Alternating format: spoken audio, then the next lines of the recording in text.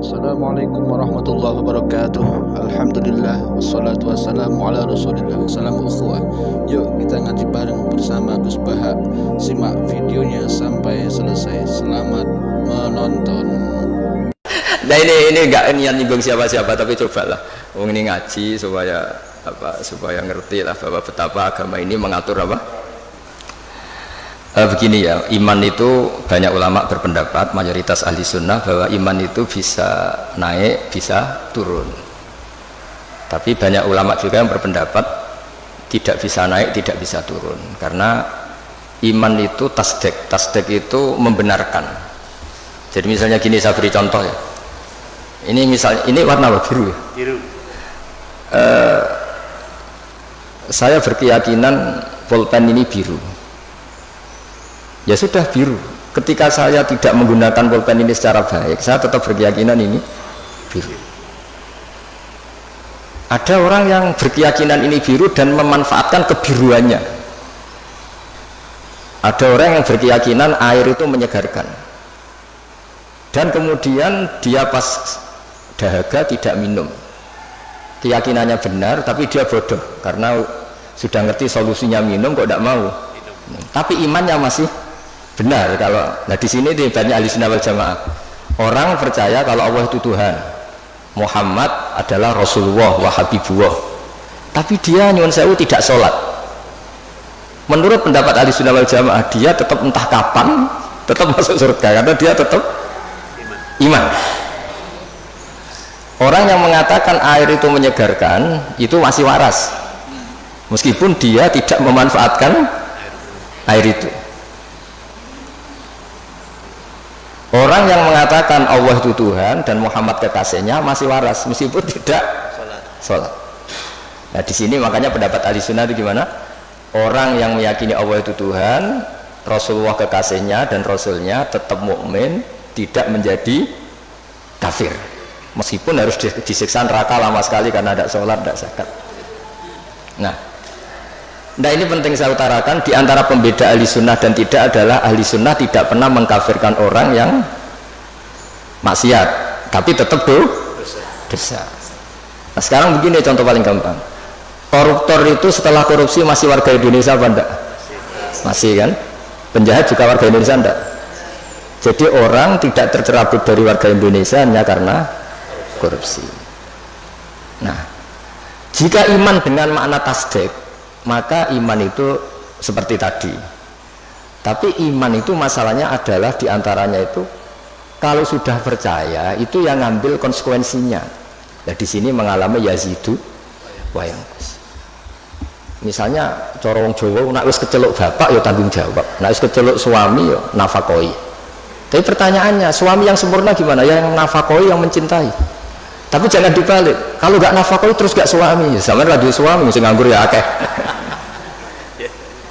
Jadi ini kan masalah-masalah yang menjadi perdebatan ulama. Nah kalau sama tanya gimana cara menambah imannya tadi dengan amal soleh dengan. Tapi saran saya di atas amal soleh itu ada yang namanya akidah, cara berpikir. Misalnya begini, saya ini sebagai kiai itu ya kadang-kadang takut mati. Tapi kecil sekali saya takut mati karena setelah saya berpikir dulu saya itu nggak ada, saya ini kelahiran tahun 70, sebelum tahun 70 itu saya tidak ada, tahu-tahu ada, dan ketika ada saya tidak tahu cara ngatur jantung saya, paru-paru saya, sistem oksigen yang saya butuhkan. Artinya ketika kita hidup pun itu sebenarnya kita tidak pernah ngatur kehidupan kita.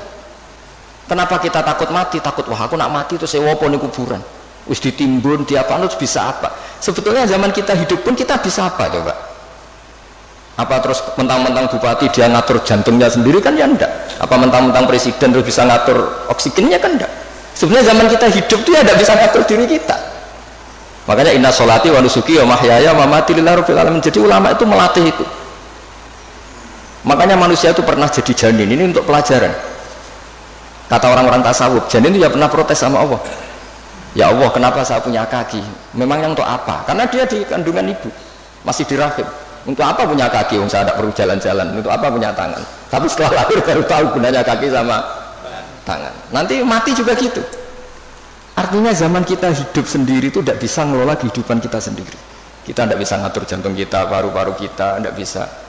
Tapi gara-gara keangkuhan kita, seakan-akan ketika kita hidup itu bisa menentukan semuanya. Padahal tidak, sama saja. Nah, dengan begini terus kita iman tuh gampang. Ya sudahlah, paling mati seperti itulah. Saya zaman hidup ya tidak ngerti cara ngatur hidup. Toh nyatanya hidup paling pas mati juga Allah cara ngelola kehidupan kita setelah mati. Ya sudah.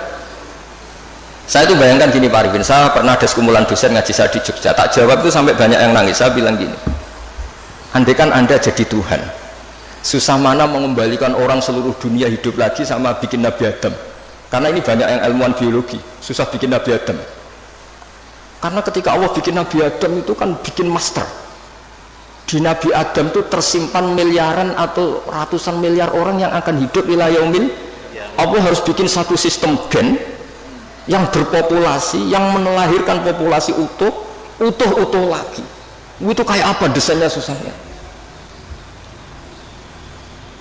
Di Nabi Adam itu awal mula coba harus bikin sperma yang nanti itu jadi indukan semua sperma seluruh dunia. Jadi cara ilmuwan nak wis ana dibalekno gampang, sono datane. Ana adene cara notaris. Artinya apa? Sebetulnya alam seluruh manusia ini pernah ada di satu fisik orang, yaitu Nabi Adam.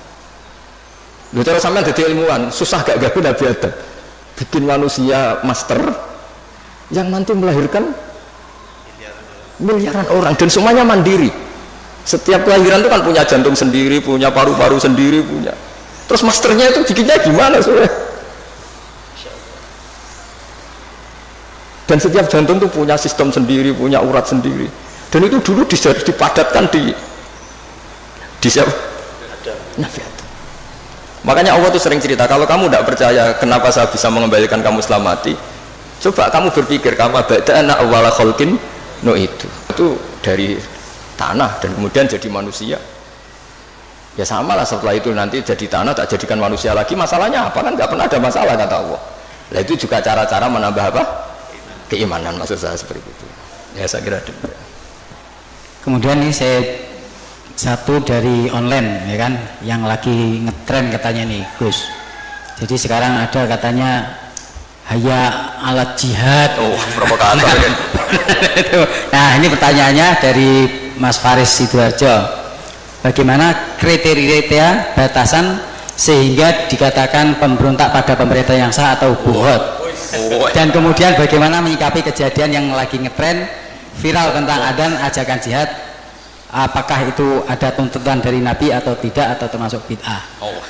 Nah berat. Enggak, biasa aja kan. Enggak, ini kalau notaris bakas ini aneh. Pertanyaan umum ini. Enggak, sebetulnya semua orang tahu kok apa adzan itu ya dengan kalimah-kalimah yang sudah seperti itu riwayatnya dari Rasulullah SAW. Dan kita masalah jihad juga ngerti lah. Dulu bangsa kita ini dijajah Belanda ya mereka otomatis jihad. Dulu Mbah Hasyim ya bikin resolusi jihad. Semua itu kan muqtadul hal, sesuai konteks. Ya, kalau dalam keadaan damai juga orang nggak suka jihad ya, karena ya saya pernah baca di beberapa kitab kewajiban jihad itu penting. Andaikan dulu tidak diwajibkan jihad ketika kita dijajah Belanda sama Jepang, itu juga bingung. Andaikan Islam tidak punya ajaran apa? Jihad itu. Tapi ketika hukum itu berdasar muqtadul hal, maka hukum itu menjadi gugur ketika muqtadul hal itu tidak ada. Jadi tanggapi saja secara ilmiah. Jadi kita juga kebingungan loh, andaikan dulu nggak ada bab jihad di fikih itu ketika kita dijajah apa? Belanda. Coba ketika kita dijajah Belanda, dijajah Jepang, terus ajarannya mau kasih sayang tok. Monggo. Pek, monggo pendet mawon. Belanda kan dulu nggak ada ajaran jihad kan ketika Belanda jajah di Tegal di mana? Enggak monggo pendet mawon. Kan ajarannya wong tua dhisik kan ngalah. Ikhlas. Tapi barokahnya ada apa? Ajaran apa? Jihad. Kita bisa melawan Belanda dan merasa jihad fisabilillah. Tapi di mana-mana jihad itu ya ada konteksnya. Nah, dulu kenapa Rasulullah tegas ya? Karena memang harus tegas. Rasulullah jelas benarnya, musuhnya jelas salahnya. Di zaman akhir itu tidak segampang itu. Jadi ini nggak usah jadi jawaban yang perlu dibentur-benturkan, biasa saja, normal saja. Saya dengan Mas Imam ini ya karena dia tamu tak hormati gitu. Nah, kalau mulai ganggu waktu saya tidak saya hormati lagi kan tidak ada. Jadi ya sudah normal saja. Makanya ini dilatih lah, ngadepi fenomena apa saja itu dihadapi secara normal saja, karena agama ini menyediakan apa? Semuanya. Termasuk menurut saya kita harus berjuang supaya tradisi kita superior karena kita pejabat, kita tokoh, terus nganggap desa-desa terbelakang objek itu jangan. Kayak ya tadi, kayak kita anggap desa-desa terbelakang ini jadikan wisata karena udaranya masih segar gini-gini. Terima kasih sudah menonton. Jangan lupa like, subscribe,